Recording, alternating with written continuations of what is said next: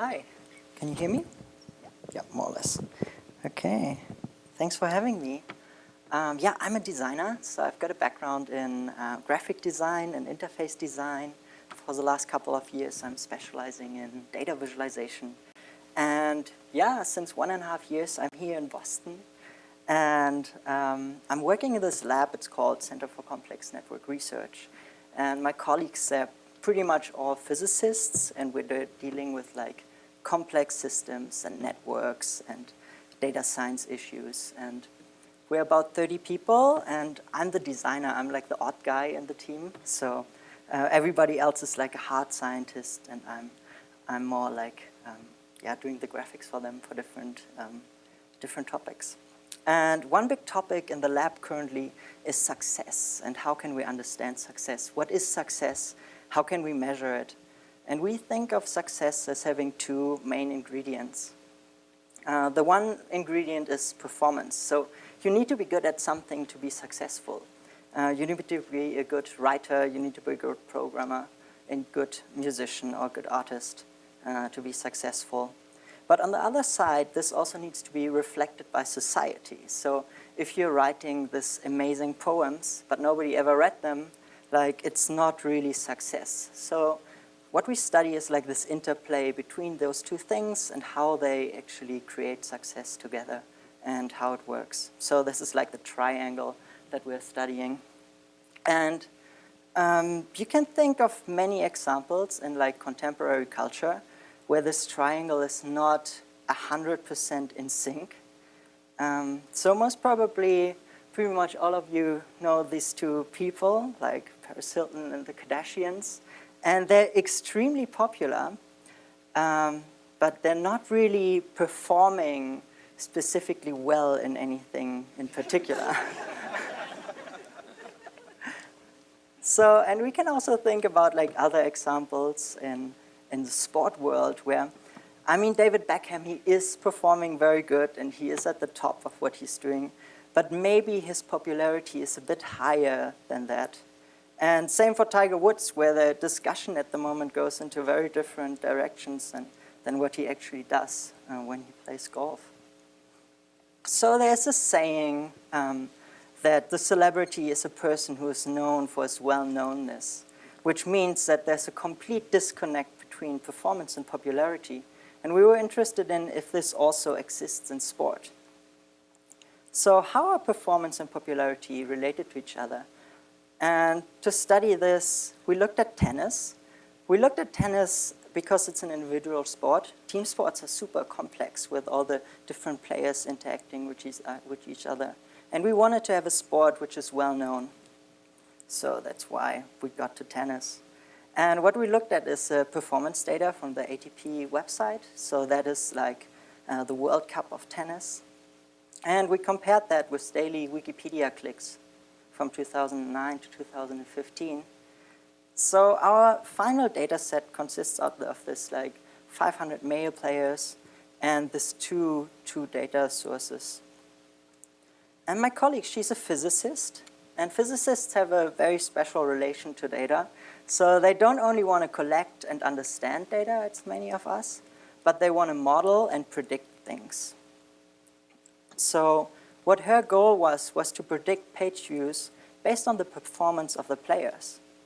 And when I entered that project, my first initial idea was to visually compare this. So how can we compare, how can we make visualizations to compare page views and the model predictions that she came up with? And this is like the first chart that I did.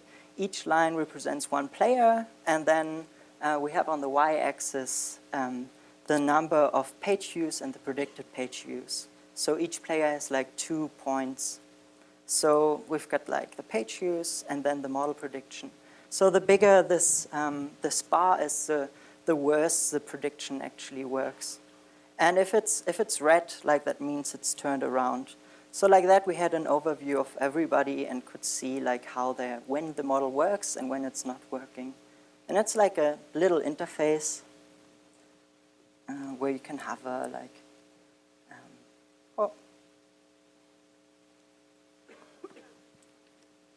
should work.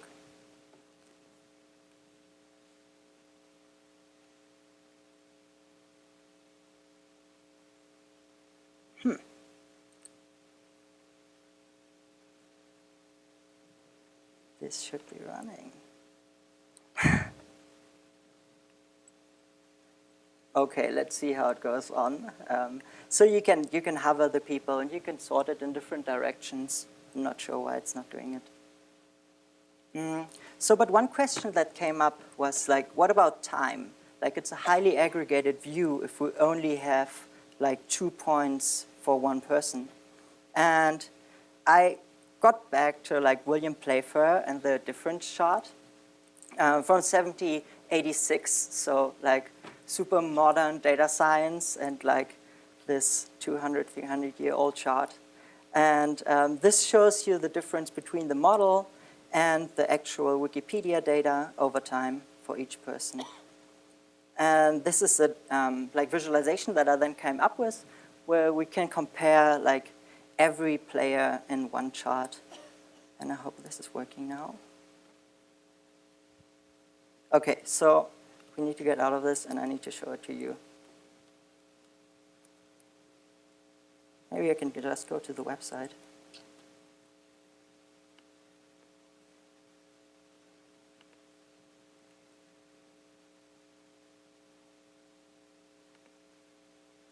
So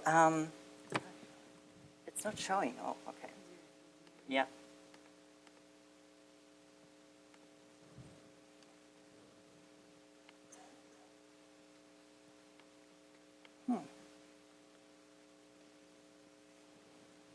Okay, this works better. Okay, so we have for each person like one of these icons, and we can sort them by different things.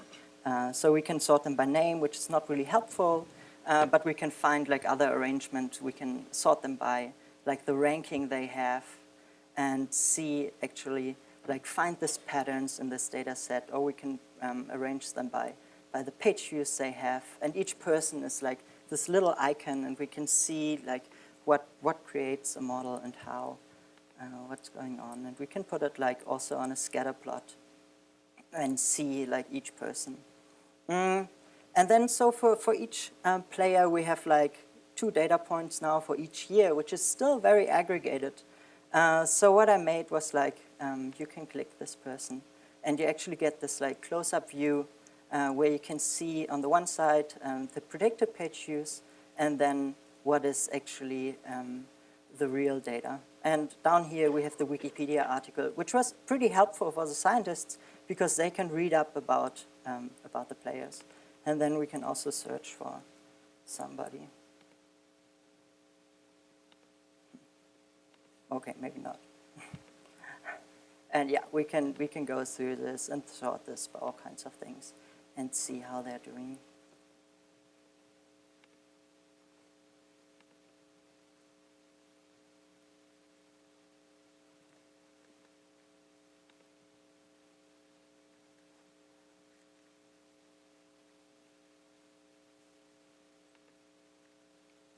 So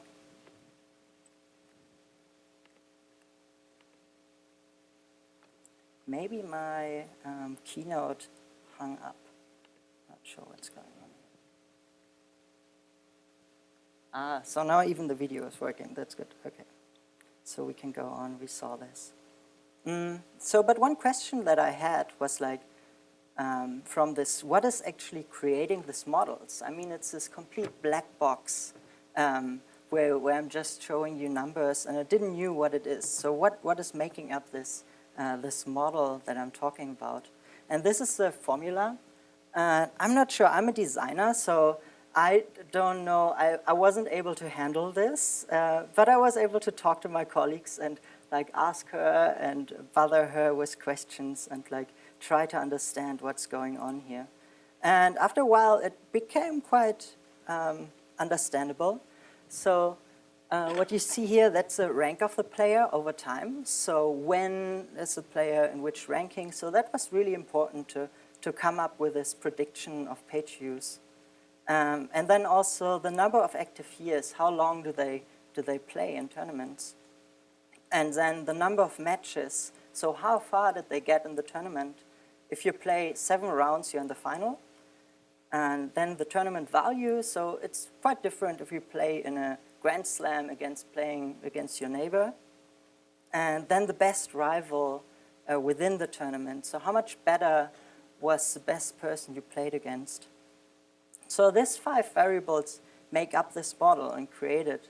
And what I actually had to do is like take what we know about graphical perception and map it against these 5 dimensions. So, and I can show you now what I came up with. Okay, cool, it's working. So, like one of the first decisions I made is like to have a nonlinear time scale.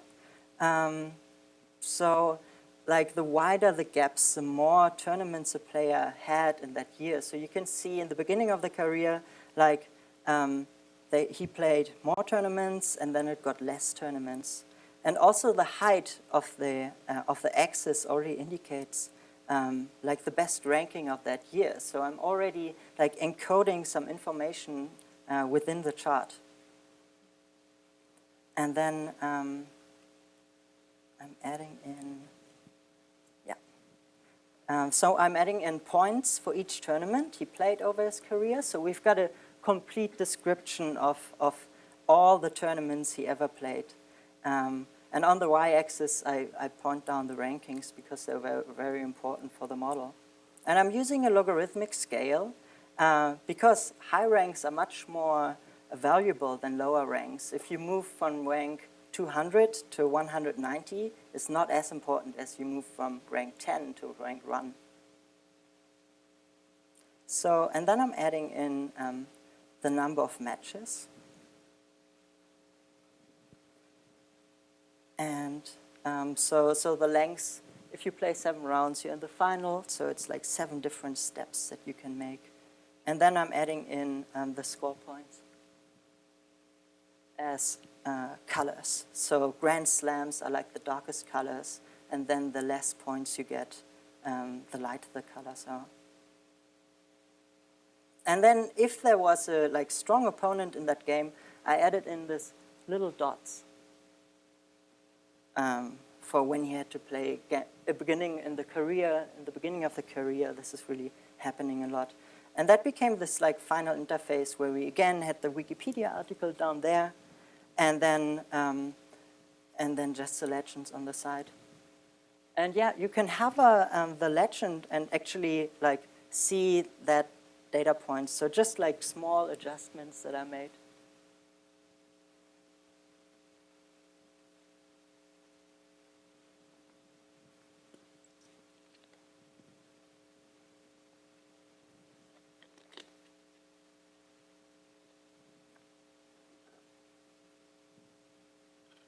So the next step, I thought about how could I make something where I can have all this information of all these players in one chart and not only like in separate charts.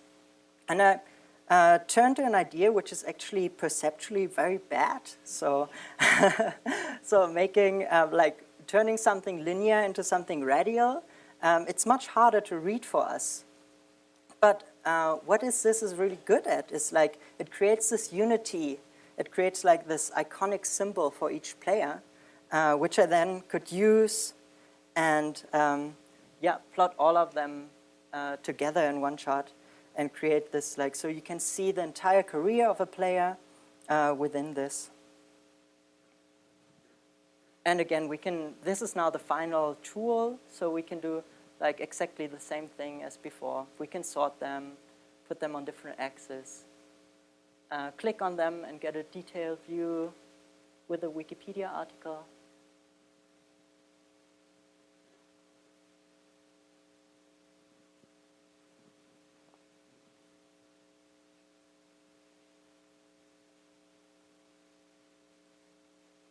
So this is something I haven't talked about. This is like an in-between stage. So all we see here is only the Wikipedia page views over time, without the model, without the prediction.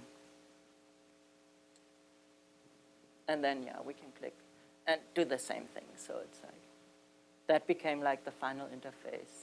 That's also online, so you can play around with it.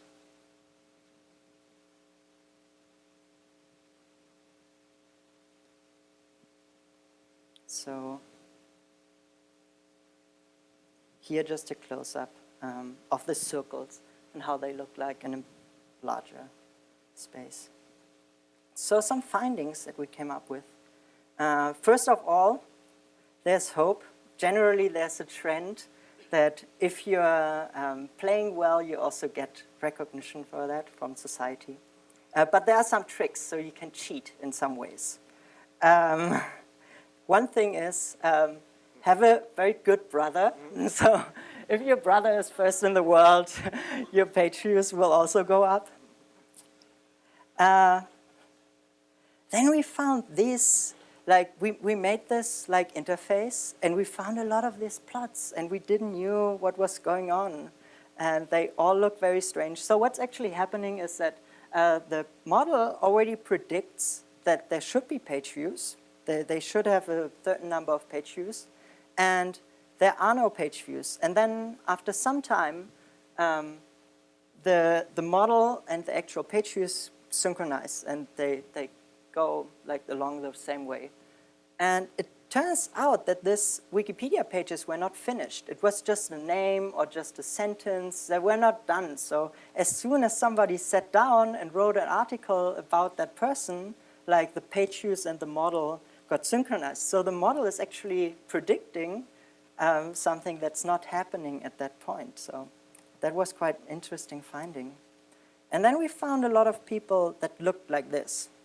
So there's like one-hit wonders who had like this extraordinary spike somewhere in their career. And this is Lucas Rosol. And he actually defeated world number 2, Rafael Nadal, in the second round of Wimbledon in 2011. So that brought him this 15 minutes of fame that then diminished again. And then there's this, Wine Sweeting. So he actually never had a really good tennis career until mid-2013. And then his tennis career didn't took off, but his page views went off crazy. So what happened? He actually got married to a famous actress. So if you're bad at tennis, like marry someone famous, and you're sorted out. So yeah.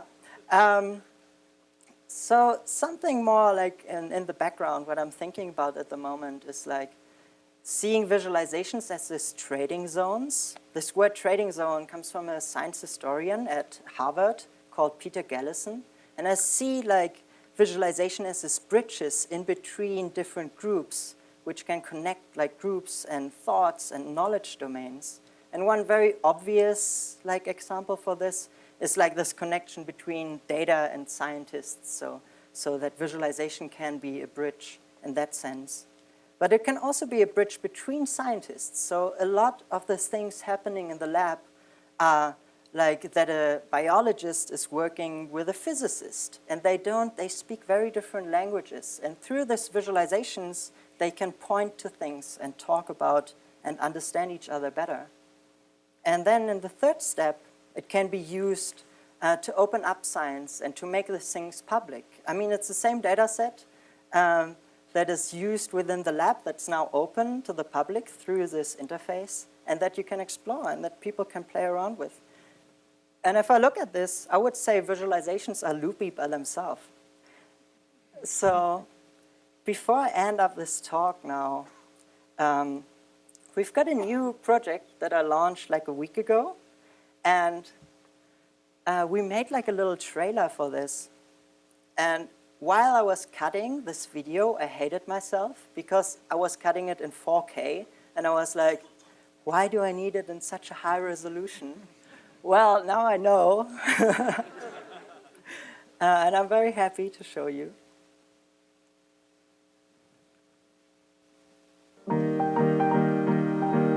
To look up at a starry night sky is to look up at a vast network, a cosmic web where discrete galaxies are held together by gravity.